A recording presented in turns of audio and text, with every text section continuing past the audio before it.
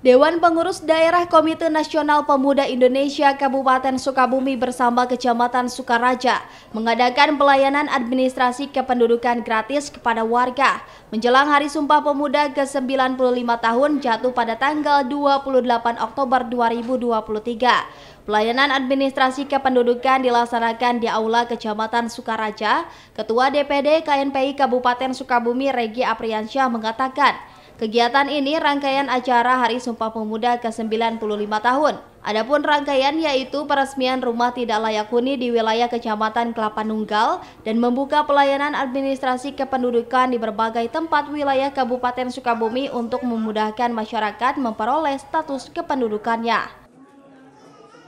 DPD KNPI Kabupaten Sukabumi melaksanakan kegiatan rangkaian dari peringatan Hari Sumpah Pemuda.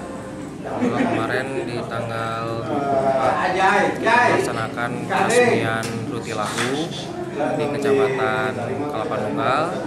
Hari ini kita melaksanakan pelayanan admindu bersama Dinas Disduk Capil. Ketua DPD KNPI Kabupaten Sukabumi Regi Apriansyah mengajak kaum pemuda semangat menggali potensi bermanfaat untuk kemajuan pemuda Sukabumi, serta memiliki fungsi fasilitator sebagai jembatan para pemuda.